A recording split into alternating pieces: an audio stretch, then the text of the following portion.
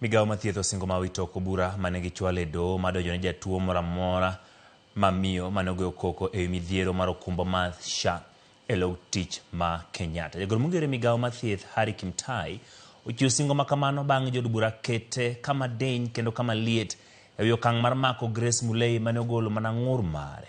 Chris Owino ni kod ler mathoth. E odiochieng' mar ariyo mar jo od bura e gwenge mag Naivasha, jo od bura orido ne jagoro mongere migao mar thieth Harry Kimtai ewi miyo moro ma jatuo mane omonjo romo ma jatend migao mar thieth e apisi mare mag afya ewi wach midhiero ma okwako okumba mar SHA. What happened was our cabinet secretary was issuing a press statement. Cabinet with a woman. Yes. And then all of a sudden we saw some group, we didn't know who they were initially. Wait a minute. Agree. Okay, women. Jatend jod bura mathoth Kimani Ichung'wa oketo Kimtai e mbero maliet ka odwaro ng'eyo ng'ano mane ochwalo bura mar mako Grace Mulei.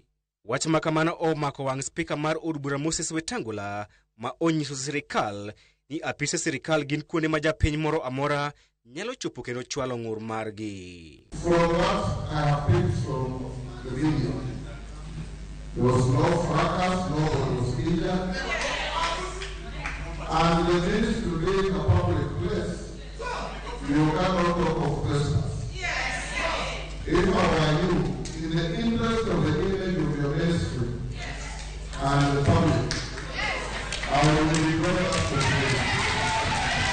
Wetangula kod jod bura onyiso Kimtai mondo owit oko bura mane sirikal odonjo nego Grace Mulei, kwayo ma Kimtai orwako kendo singo mar keto e tim bang' yango ni migao mar thieth emane omako bura makamano. Honorable Speaker and honorable members, we've had you, and since the minister is a complainer, we are going to review the case, and if there is need for us to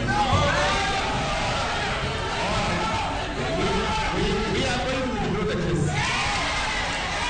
Grace Mulei ne ong'wan gi obila e kinde mane odhi yudo thieth e osuptal moro e kaunti ma Nairobi, kendo ne otere nyaka e doho mane owe thuolo bang' mako rambun mar shillings 10,000. Chris Owino, Ramogi TV. Wadhi e kaunti